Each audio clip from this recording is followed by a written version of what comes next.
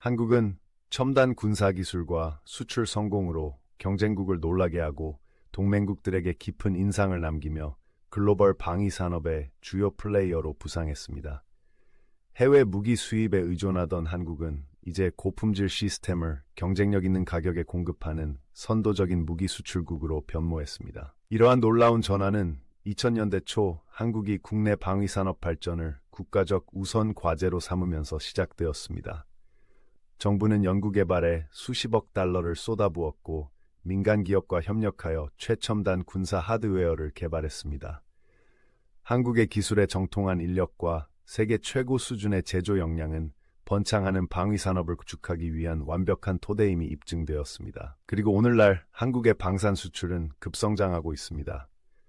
탱크와 곡사포부터 전투기와 군함에 이르기까지 한국산 무기는 전 세계적으로 높은 수요를 보이고 있습니다. 동급 최고의 포병 시스템으로 평가받는 한국의 K가이 썬더 자주포를 구매하기 위해 각국이 줄을 서고 있습니다. K2 흑표 주력 전차는 첨단 기능과 전투 효율성으로 외국군을 놀라게 하고 있습니다. 그리고 한국의 FA-50 경전투기는 강력한 성능을 갖춘 합리적인 가격의 전투기를 찾는 고객들의 열렬한 지지를 받고 있습니다. 한국 방산 제품의 매력은 무엇일까요? 품질, 경제성, 유연성이라는 세 가지 핵심 요소로 요약할 수 있습니다. 한국산 무기는 서구 시스템의 성능에 필적하거나 능가하면서도 가격은 훨씬 저렴합니다. 또한 한국은 미국 등 경쟁국들이 꺼리는 기술 이전과 고객국 현지 생산도 기꺼이 받아들입니다. 이러한 높은 성능과 매력적인 조건의 조합으로 한국은 세계 무기 시장에서 타의 추종을 불허합니다. 한국의 비약적인 성장을 수치로 확인할 수 있습니다. 2006년 한국의 무기 수출액은 2억 5천만 달러에 불과했습니다. 2022년에는 그 수치가 170억 달러로 급증했습니다. 한국은 현재 세계 8위의 무기 수출국으로 독일과 이스라엘 같은 전통적 강대국들의 목을 조르고 있습니다. 업계 전문가들은 현재 추세가 지속된다면 향후 몇 년 안에 한국이 세계 5위권에 진입할 수 있을 것으로 전망하고 있습니다. 한국은 2022년 폴란드가 K2 전차, K9 곡사포, FA-50 항공기 등 145억 달러 상당의 한국산 무기를 구매하기로 합의한 역대 최대 규모의 방산 계약을 체결한 바 있습니다. 이 메가딜은 방산업계에 큰 충격을 주었고 한국이 나토 국가들의 주요 무기 공급국으로 부상했음을 알렸습니다. 러시아의 우크라이나 침공에 대응해 군비를 강화하려는 유럽 국가들에 대한 판매 확대에 물꼬를 트는 획기적인 순간이었습니다. 하지만 단순히 무기 판매에만 그치지 않습니다. 한국은 훈련, 정비 지원, 산업협력 등 포괄적인 패키지를 제공하며 신뢰할 수 있는 방산 파트너로 자리매김하고 있습니다. 한 국가가 한국산 무기를 구매하는 것은 단순히 하드웨어를 구매하는 것이 아니라 자국의 안보 수요에 대한 장기적인 약속을 받는 것입니다. 이러한 접근 방식을 통해 한국은 동남아시아에서 중동, 동유럽에 이르기까지 전 세계 국가들과 긴밀한 군사적 관계를 구축할 수 있었습니다. 한국의 방위산업 성공은 국내 경제에도 큰 영향을 미쳤습니다. 5만 명 이상의 근로자를 고용하고 있는 600여 개의 기업이 방위산업에 종사하고 있습니다. 이들은 고임금, 첨단 기술 일자리를 제공하며 한국 경제 전반의 혁신을 주도하고 있습니다. 방산 수출은 다른 산업의 성장 둔화를 상쇄하는 핵심 성장 동력이 되었습니다. 그러나 이러한 급속한 발전에는 어려움이 따랐습니다. 한국은 제한된 전쟁 경험으로 인해 무기의 전투 준비성에 대한 회의적인 시각을 극복해야 했습니다. 또한 한국의 비교적 신생 방위 산업이 급증하는 글로벌 수요를 충족하기 위해 규모를 확장하면서 성장통도 겪었습니다.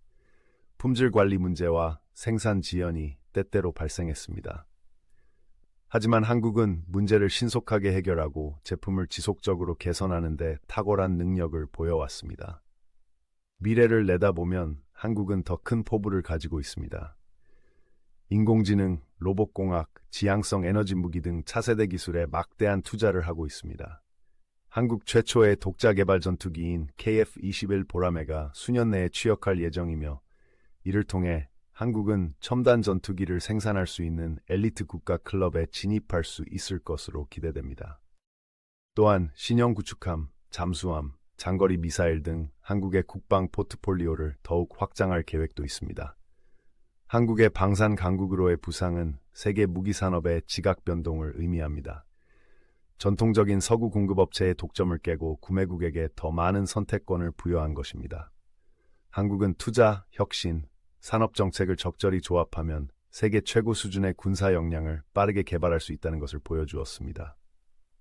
지정학적 긴장이 고조되고 전 세계 국가들이 군대 현대화를 모색하는 가운데 한국은 글로벌 안보의 미래를 형성하는 데 있어 더욱 큰 역할을 할 준비가 되어 있습니다.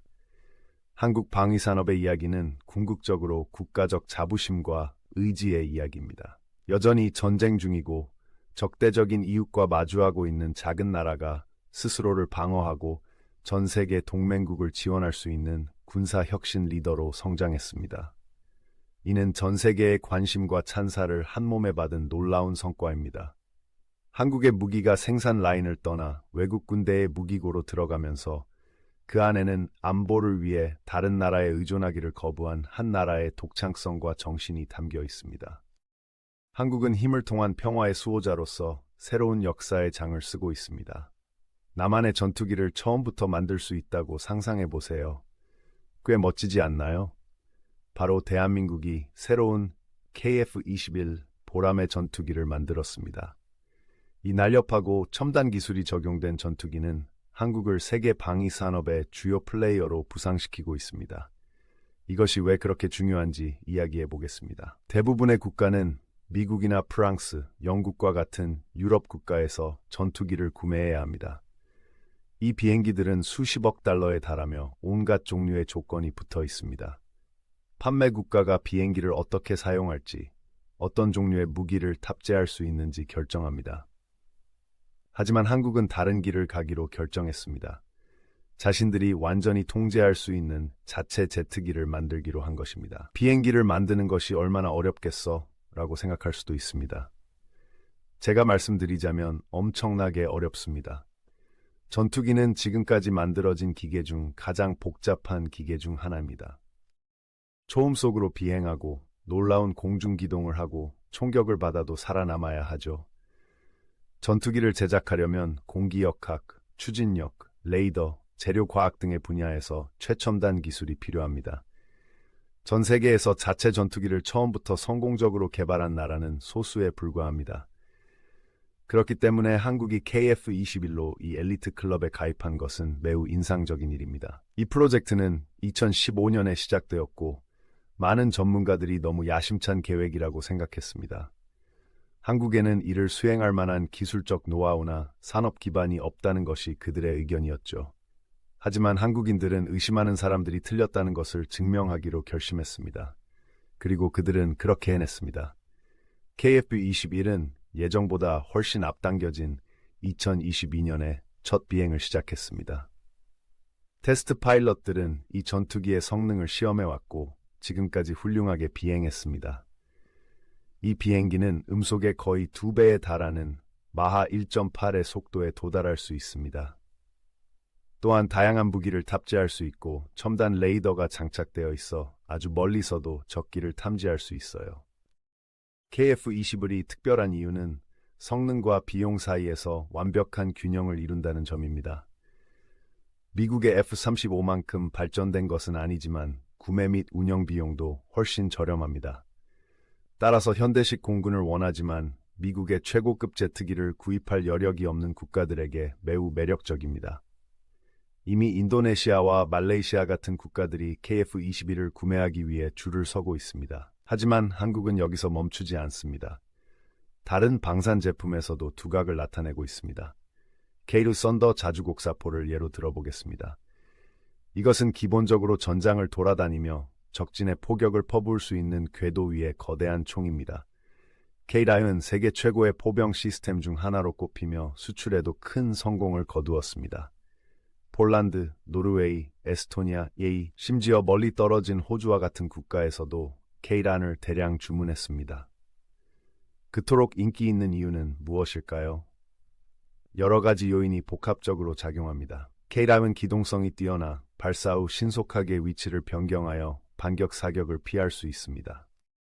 또한 정확도가 높아 단시간에 많은 포탄을 발사할 수 있습니다. 게다가 한국은 다른 판매업체가 따라올 수 없는 훌륭한 유지보수 지원과 기술 이전 계약을 제공합니다. KF-21과 K-RAL과 같은 제품의 성공은 한국의 경제와 글로벌 위상을 변화시키고 있습니다. 방위산업은 수많은 고임금 첨단 기술 일자리를 창출하고 있습니다. 또한 인공지능, 로봇공학, 첨단 소재 등 민간 분야에도 적용될 수 있는 분야에서도 혁신을 촉진하고 있습니다. 정치적으로도 한국은 세계 무대에서 더 큰 영향력을 행사하고 있습니다. 한국 무기 시스템을 구매하는 국가들은 한국과 외교적, 경제적 관계를 더욱 긴밀하게 맺는 경향이 있습니다. 한국이 이렇게 많은 무기를 판매하는 것이 좋은 일인지 궁금해하는 사람들도 있습니다. 공정한 질문입니다. 한국 정부는 판매 대상에 대해 매우 신중을 기하고 있으며 분쟁이나 인권 침해에 연루된 국가에는 수출하지 않는다고 말합니다. 그들은 자신들의 무기가 실제로 각국의 방어와 억제를 도와 평화와 안정을 증진한다고 주장합니다. 한국도 자체적으로 심각한 안보 위협에 직면해 있다는 점도 주목할 필요가 있습니다. 북한은 바로 옆에 거대한 군대와 핵무기를 보유하고 있습니다. 중국도 이 지역에서 군사력을 강화하고 있습니다. 한국은 방위산업을 발전시킴으로써 미국이나 다른 동맹국에 지나치게 의존하지 않고 스스로를 보호할 수 있도록 노력하고 있습니다. 한국은 미래를 내다보며 계속해서 한계를 뛰어넘을 큰 계획을 가지고 있습니다. 모든 종류의 흥미로운 신기술을 연구하고 있습니다. 유인 항공기와 함께 작동할 수 있는 첨단 드론을 개발하는 프로그램도 있습니다. 인공지능을 사용하여 무기를 더 스마트하고 정밀하게 만드는 방법을 연구하고 있습니다. 레이저와 같은 지향성 에너지 무기를 연구하는 프로젝트도 있습니다. 한국이 집중하고 있는 분야 중 하나는 해군 기술입니다. 최근 국내 최초로 건조한 항공모함인 마라도함을 진수했습니다. 미국의 슈퍼 항공모함보다는 작지만 한국 조선 산업에 있어선 큰 성과입니다. 또한 새로운 잠수함, 구축함, 호위함도 개발 중이며 해외 바이어들의 많은 관심을 받고 있습니다. 한국 방위산업의 급부상은 전통적인 질서를 뒤흔들고 있습니다. 수십 년 동안 세계 무기 거래는 미국, 러시아, 일부 유럽 국가들이 주도해왔습니다. 이제 한국이 그 최상위권으로 진입하고 있습니다. 이로 인해 기존 업체들은 경쟁력을 강화하고 고객에게 더 나은 거래를 제공해야 합니다. 이는 단순히 무기 판매에만 국한된 문제가 아닙니다. 한국은 많은 국가들의 중요한 안보 파트너로 부상하고 있습니다. 호주와의 관계를 예로 들어보겠습니다. 양국은 합동 군사훈련과 정보 공유를 통해 국방관계를 강화해왔습니다. 호주는 한국을 아시아 태평양 지역에서 커지는 중국의 힘에 균형을 맞출 수 있는 같은 생각을 가진 민주주의 국가로 보고 있습니다. 마찬가지로 한국은 베트남, 필리핀 등 동남아시아 국가들과의 관계를 강화하고 있습니다. 이들 국가는 남중국해에서 중국의 공격적인 움직임을 경계하고 있습니다. 이들은 한국을 미국에 지나치게 의존하는 데 따른 정치적 부담 없이 군대를 현대화할 수 있는 잠재적 파트너로 보고 있습니다. 유럽에서도 한국이 진출하고 있습니다. 폴란드와 같은 나토 국가들은 러시아의 우크라이나 침공에 대응하여 신속하게 방어를 강화하기 위해 한국 무기 시스템을 도입하고 있습니다. 한국 무기 납품의 속도와 신뢰성은 많은 유럽 군대에 깊은 인상을 남겼습니다. 물론 한국 방위산업의 급속한 확장은 잠재적 라이벌들의 눈에 띄지 않은 것은 아닙니다. 특히 중국은 한국 무기체계의 역량 강화를 우려하고 있는 것으로 보입니다. KF-21과 같은 프로젝트와 관련된 기술을 훔치려는 중국의 시도에 대한 보고가 있었습니다. 이는 한국이 이제 군사기술 분야에서 빅리그에서 활약하고 있음을 보여줍니다. 한국의 이웃이자 때로는 라이벌인 일본도 이러한 상황을 면밀히 주시하고 있습니다. 양국은 복잡한 역사를 가지고 있지만 동일한 안보 문제에 직면해 있습니다. 서울과 도쿄 간 국방협력 강화에 대한 이야기가 나오고 있으며 이는 지역 안보 역학관계의 판도를 바꿀 수 있습니다. 북한의 입장에선 남쪽 이웃나라의 군수산업이 번창하는 것을 달가워하지 않을 것이 분명합니다. 남북한 간의 재래식 군사력 격차는 빠르게 벌어지고 있습니다. 이는 북한의 어떤 종류의 침략도 성공할 가능성을 더욱 낮추기 때문에 오히려 한반도의 안정성을 높일 수 있습니다. 한국의 방위산업은 단순히 멋진 비행기와 탱크만 만드는 것이 아니라는 점을 기억하는 것이 중요합니다. 이는 한국의 광범위한 경제 및 기술 개발 전략과 밀접하게 연관되어 있습니다. 한국 정부는 항공우주와 방위산업을 혁신과 경제 성장을 주도하는 핵심 분야로 선정했습니다. 이러한 접근 방식은 이미 국방 분야를 넘어서는 성과를 거두고 있습니다.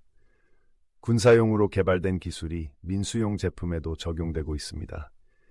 예를 들어 KF-21 프로그램의 재료 과학적 혁신은 전기 자동차나 풍력 터빈의 더 가볍고 튼튼한 부품으로 이어질 수 있습니다. 방위산업의 성공은 한국의 새로운 세대의 과학자, 엔지니어, 기업가들에게도 영감을 주고 있습니다. 젊은이들은 로봇공학, 인공지능, 첨단 제조와 같은 분야에서 흥미로운 커리어 기회를 찾고 있습니다. 이러한 두뇌 집단은 향후 수십 년 동안 기술 강국으로서의 한국의 입지를 공고히 하는 데 도움이 될 것입니다. 한국의 호황을 누리고 있는 방위산업에 대해 살펴본 결과 이 작은 나라가 자신의 한계를 뛰어넘는 성과를 거두고 있다는 사실이 분명해졌습니다. 현명한 계획, 연구개발에 대한 막대한 투자, 그리고 구식 노력의 조합을 통해 한국은 글로벌 무대에서 주요 플레이어로 자리 잡았습니다. 앞으로의 과제도 만만치 않습니다. 빠르게 진화하는 군사기술 세계에서 경쟁력을 유지하려면 끊임없는 혁신이 필요합니다. 또한 주요 무기 수출국으로서 복잡한 윤리적, 정치적 고려사항도 있습니다. 하지만 한국의 실적을 보면 충분히 해낼 수 있습니다. 따라서 다음에 새로운 전투기, 첨단 군함 또는 첨단 무기 시스템에 대한 소식을 들었을 때 그것이 한국에서 만들어졌다고 해서 놀라지 마세요. 이 작은 나라가 큰 꿈을 꾸고 한 번에 한 가지씩 혁신을 이루며 세계 방위산업의 판도를 바꾸고 있습니다. 인도네시아가 한국의 호위함 공여 제안을 받아들이기로 결정한 것은 세계 방위산업에서 영향력이 커지고 있는 한국의 중요한 승리입니다.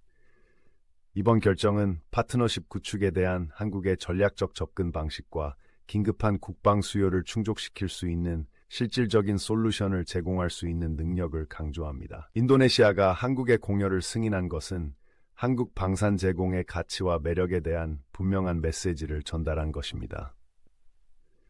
인도네시아 의회는 기증받은 부천함을 수리하는 데 약간의 비용이 필요하겠지만 일본에서 값비싼 신조 함정을 구매하는 것보다 훨씬 비용 효율적인 선택이라는 점을 인정했습니다. 이는 많은 국가들이 군사력 증강을 시도할 때 직면하는 예산 제약에 대한 한국의 이해를 보여주는 사례입니다. 한국의 제안은 단순히 함정 제공에 그치지 않고 인도네시아의 KF-21 전투기 사업 참여와 관련된 지속적인 문제를 해결하는 데 도움이 되는 현명한 외교적 조치였습니다. 한국은 호위함 공여를 이러한 분쟁 해결과 연계함으로써 상호 이익이 되는 합의를 도출하는 능력을 보여주었습니다. 이러한 접근 방식은 양국 간의 유대를 강화하고 미래 협력의 길을 열어주었습니다. 인도네시아가 한국의 제안을 받아들이는 속도를 보면 알 수 있습니다. 방산 조달 분야에서는 의사결정이 수년 동안 지속되는 경우가 많습니다.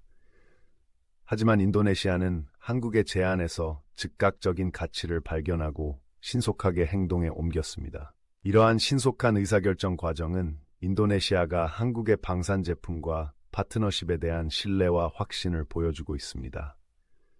인도네시아 해군의 요구에 실용적인 솔루션을 제공할 수 있는 한국의 능력은 고품질의 저렴한 방산 기술 제공국으로서 한국의 명성이 높아지고 있음을 보여줍니다. 부천함은 중고 함정이지만 인도네시아 해군에 있어서는 상당한 업그레이드를 의미합니다. 이 유능한 함정을 양도하겠다는 한국의 의지는 파트너의 방산 능력을 지원하겠다는 한국의 의지를 보여줍니다. 또한 이번 계약은 역내 국가들의 방산 수요에 대한 한국의 깊은 이해를 반영합니다. 한국은 인도네시아 해군에 신속하게 통합될 수 있는 호위함을 제공함으로써 즉각적인 안보 우려를 해소하는 데 기여하고 있습니다. 이러한 지역 역학관계에 대한 대응으로 한국은 동남아시아의 안보 지형을 형성하는 데 있어 핵심적인 역할을 하고 있습니다. 이번 호위함 계약은 인도네시아에 대한 한국의 방산 수출 실적을 바탕으로 이루어졌습니다. 양국은 인도네시아가 한국산 잠수함을 구매하는 등 협력의 역사를 가지고 있습니다. 이번 계약은 인도네시아에 신뢰할 수 있는 방산 파트너로서 한국의 입지를 더욱 공고히 하고 향후 더욱 광범위한 협력의 문을 열어줄 것입니다. 방산 수출에 대한 한국의 접근 방식은 단순한 장비 판매 그 이상입니다. 한국은 기술 이전과 파트너 국가의 현지 생산 지원에도 적극적으로 참여하는 것으로 잘 알려져 있습니다. 이번 계약은 함정 공여와 관련된 것이지만 장기적인 방산 관계 구축이라는 한국의 광범위한 전략에 부합합니다. 이러한 접근 방식은 한국의 방위 산업에 도움이 될 뿐만 아니라 파트너국의 자체 역량 개발에도 도움이 됩니다. 또한 이번 호위함 공여는 글로벌 무대에서 한국의 높아진 자신감을 보여줍니다. 한국은 전통적인 해군 기술 강국인 일본을 제치고 세계 최고와 경쟁할 수 있다는 것을 보여주었습니다. 이러한 성공은 다른 국제 방산 대회에서 한국의 명성을 높여 더 많은 수출 기회로 이어질 가능성이 높습니다. 한국의 방위 산업은 최근 몇 년 동안 인상적인 성장 궤도에 올라섰습니다. 한국은 선박과 잠수함에서 항공기, 미사일 시스템에 이르기까지 다양한 분야에서 첨단 기술을 개발하는 데 상당한 진전을 이루었습니다. 인도네시아 호위함 계약은 이러한 한국의 기술력이 실제 영향력으로 이어지고 있음을 보여주는 한 가지 사례일 뿐입니다. 이 계약의 성공은 지역 전체에 파급 효과를 가져올 수도 있습니다. 이번 계약을 지켜보는 다른 국가들도 한국의 방산 제한을 고려하게 될 것입니다. 한국의 첨단 기술, 경쟁력 있는 가격, 유연한 파트너십 모델이 결합된 한국은 군사력 현대화를 원하는 국가들에게 매력적인 옵션이 될 것입니다. 방산 수출국으로서 한국의 부상은 단순한 장비 판매가 아니라 전략적 파트너십 네트워크를 구축하는 데 있습니다. 인도네시아 호위함과 같은 성공적인 거래는 지역 안보의 핵심 플레이어로서 한국의 입지를 강화합니다. 이러한 영향력 확대는 국방 분야를 넘어 더 큰 외교적 영향력과 경제적 기회로 이어질 수 있습니다. 또한 인도네시아 호위함 계약은 변화하는 글로벌 역학 관계에 적응할 수 있는 한국의 능력을 보여줍니다. 전통적인 방위 관계가 변화하는 세계에서 한국은 첨단 군사 기술에 신뢰할 수 있는 대안 공급원으로 자리매김하고 있습니다. 이러한 유연성과 글로벌 트렌드에 대한 대응력은 한국 방위 산업의 미래에 좋은 징조입니다. 앞으로 인도네시아와의 성공적인 계약은 향후 한국 방산 거래의 청사진이 될 수 있을 것입니다. 실용적인 솔루션, 외교적 기교, 장기적인 파트너십 구축의 조합이 효과적임이 입증되었습니다. 한국이 지속적으로 방산 서비스를 혁신하고 확장함에 따라 더 많은 국가들이 한국을 선호하는 방산 파트너로 선택할 것으로 예상됩니다. 결론적으로 한국의 인도네시아에 대한 부처남 기증은 단순한 군사 하드웨어의 이전 그 이상의 의미를 지니고 있습니다. 이는 글로벌 방산 환경에서 한국의 영향력 확대, 파트너십 구축에 대한 전략적 통찰력, 복잡한 안보 과제에 대한 실질적인 솔루션을 제공할 수 있는 능력을 보여주는 증거입니다. 한국은 이러한 성공을 바탕으로 앞으로도 국제 방산 협력의 주요 플레이어로서 그 역할이 더욱 강화될 것으로 보입니다. 한국과 인도네시아의 호위함 공여 계약은 군사 장비와 관련하여 정치가 얼마나 복잡할 수 있는지 보여줍니다. 무슨 일이 일어났고 왜 중요한지 자세히 살펴봅시다. 프라보어 수비안토, 인도네시아 국방장관이 이번 결정에 큰 역할을 했습니다. 그는 인도네시아의 군사 장비 구매를 책임지고 있으며 그의 선택 중 일부는 사람들의 눈살을 찌푸리게 했습니다. 예를 들어 그는 많은 사람들이 돈의 가치가 없다고 생각했던 카타르의 구형 전투기를 구매하기로 결정했습니다. 또한 대우조선해양이라는 한국 기업으로부터 잠수함을 구매하려 했으나 거래가 중단되어 아직까지 진행되지 않고 있습니다.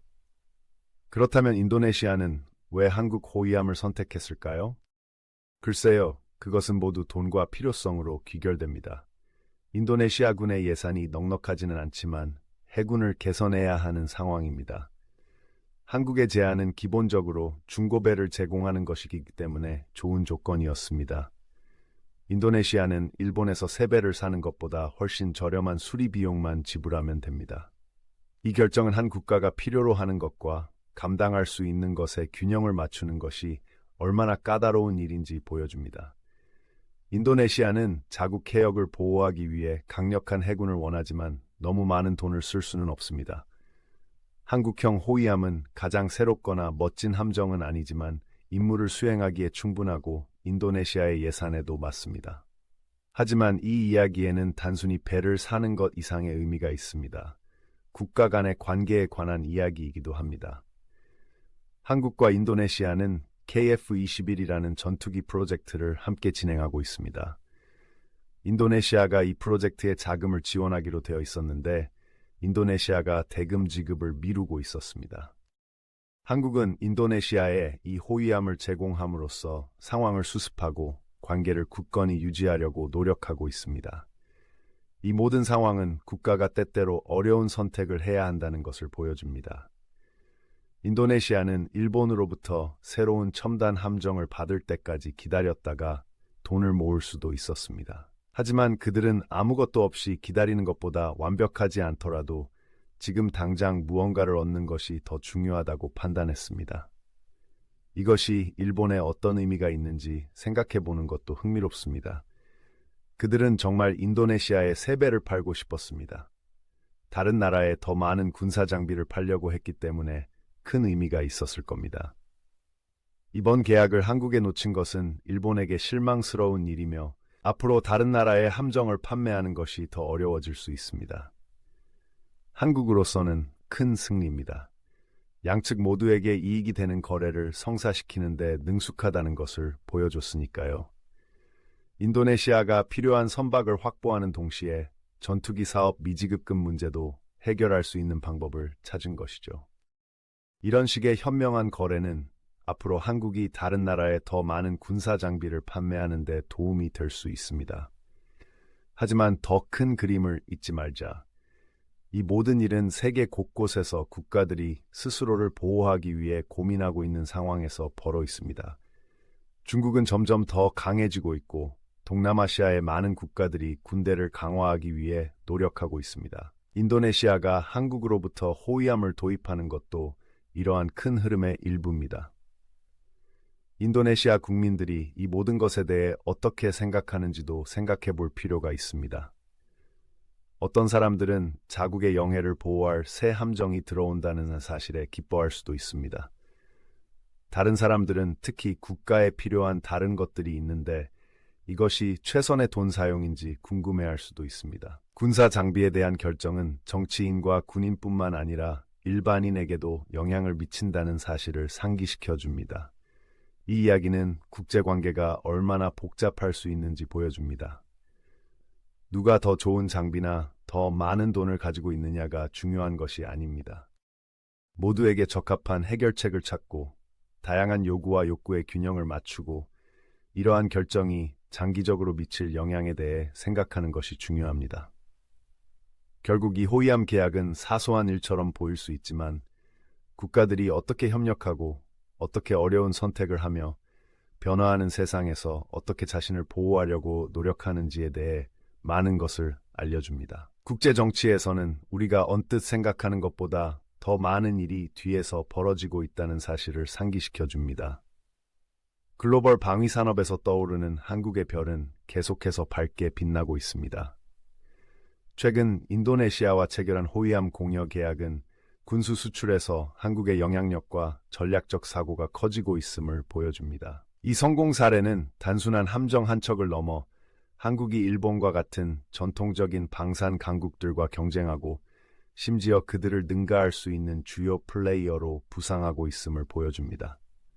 한국이 이렇게 빠르게 성장하고 있는 이유를 살펴봅시다. 우선 한국 방산업체들은 잠재적 구매자들에게 매력적인 패키지를 제공하는 데 능숙해졌습니다.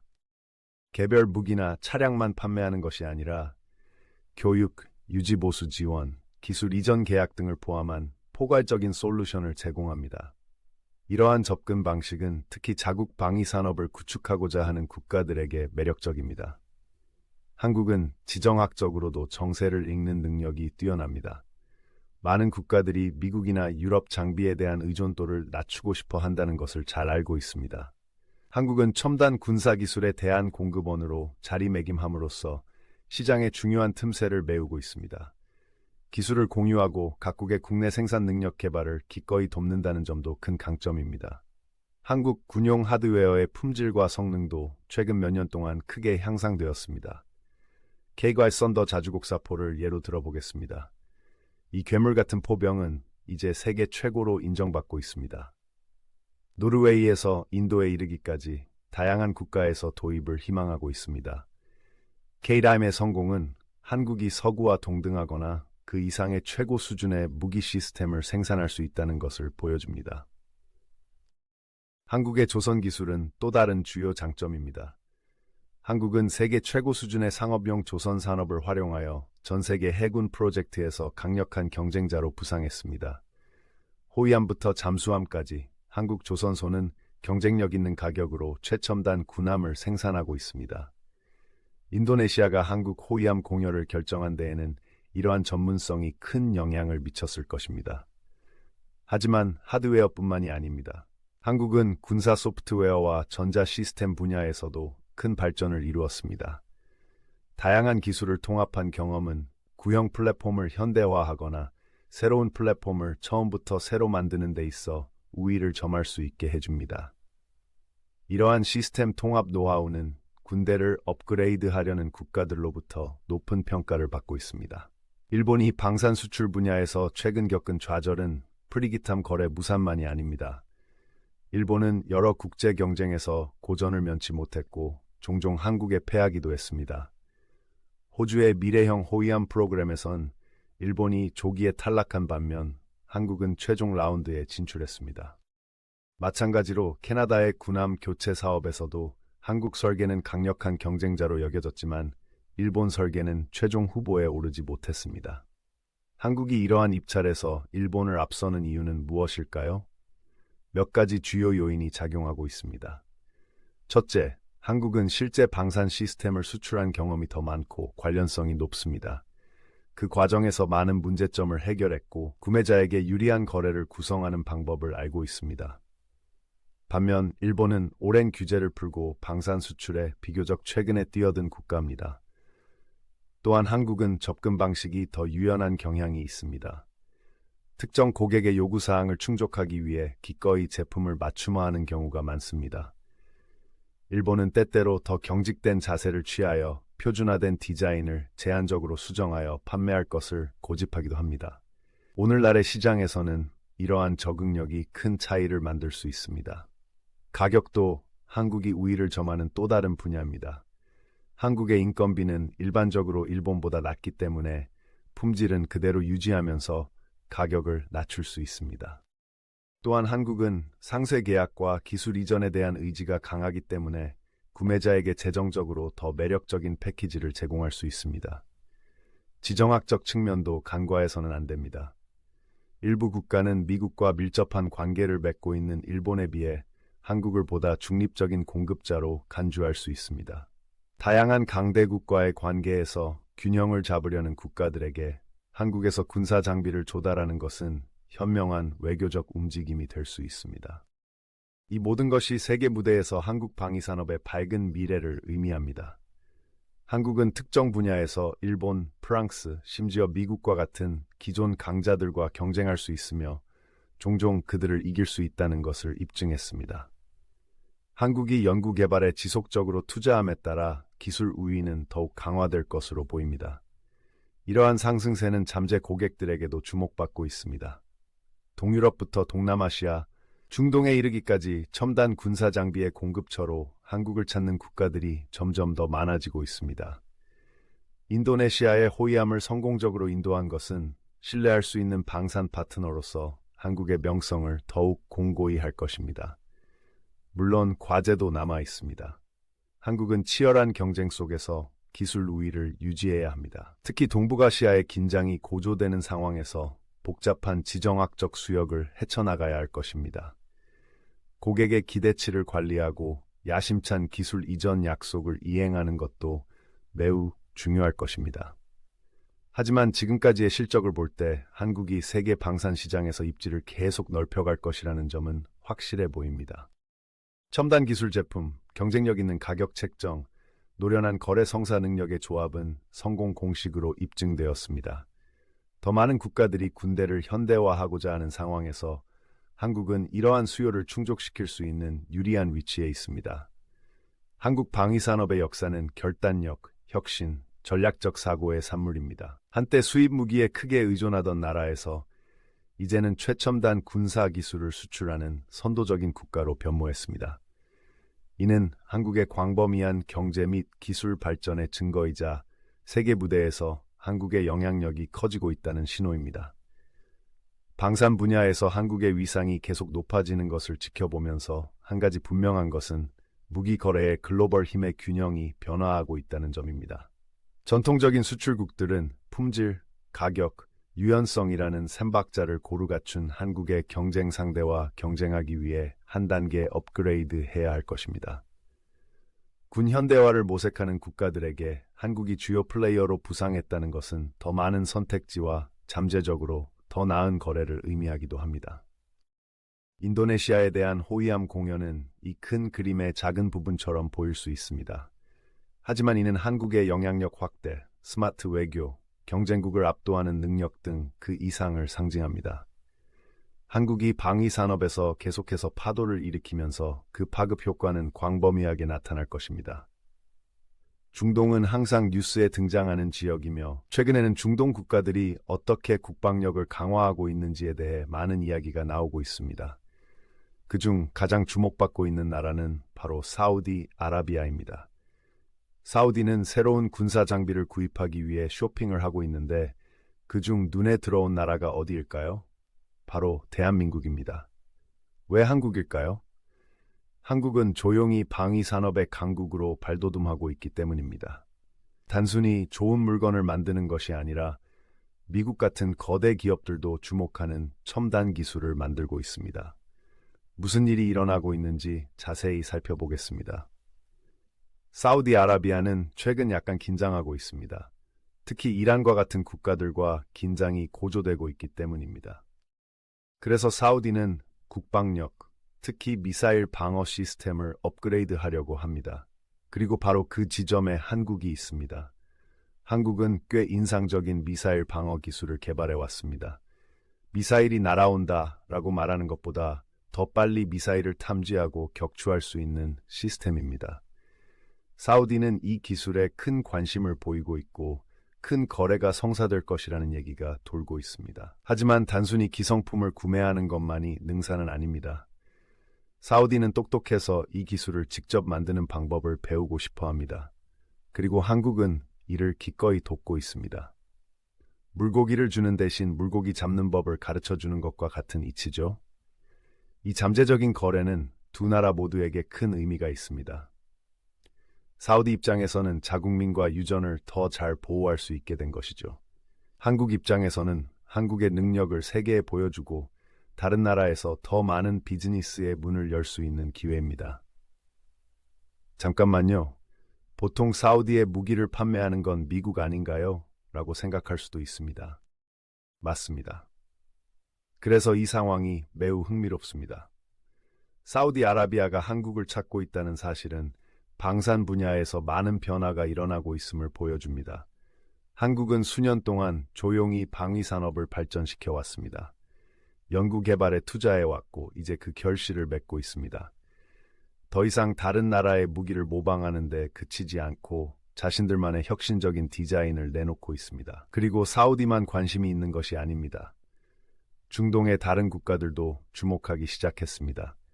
한국 무기의 품질과 기술 공유에 대한 한국의 의지에 깊은 인상을 받고 있습니다. 이 모든 것은 변화하는 세계를 배경으로 일어나고 있습니다. 각국은 스스로를 보호할 수 있는 새로운 파트너와 새로운 방법을 찾고 있습니다.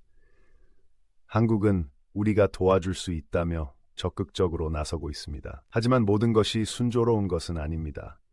대규모 방산 거래에는 항상 난관이 있습니다. 정치적 고려, 인권에 대한 우려, 영내 힘의 균형이 깨지는 것에 대한 걱정 등이 있습니다. 한국은 신중해야 합니다. 무기와 기술을 판매하고 싶지만 문제를 일으키거나 지역 분쟁의 한가운데 끼어들고 싶지도 않으니까요. 미묘한 균형이죠. 미국과 중국 같은 다른 강대국들이 어떻게 반응할지도 문제입니다. 한국이 자신들의 영역을 침범하는 것을 달가워하지 않을 수도 있습니다. 하지만 현재 한국은 고공행진을 이어가고 있습니다. 방위산업이 성장하고 있고 세계 무대에서 이름을 알리고 있습니다. 단순히 무기를 판매하는 것이 아니라 관계를 구축하고 한국이 신뢰할 수 있는 파트너가 될 수 있다는 것을 보여주는 것입니다. 사우디아라비아와의 잠재적 거래는 시작에 불과할 수 있습니다. 협상이 성사되면 전 세계 곳곳에 한국의 문이 열릴 수 있습니다. 다른 국가들도 사우디가 이 정도면 우리도 검토해 볼 만하다고 생각할 수 있습니다. 물론 모든 사람이 이를 반기는 것은 아닙니다. 어떤 사람들은 인권 기록이 의심스러운 국가에 무기를 판매하는 것에 대해 걱정합니다. 또 다른 사람들은 이미 불안정한 지역의 긴장이 고조되는 것을 우려합니다.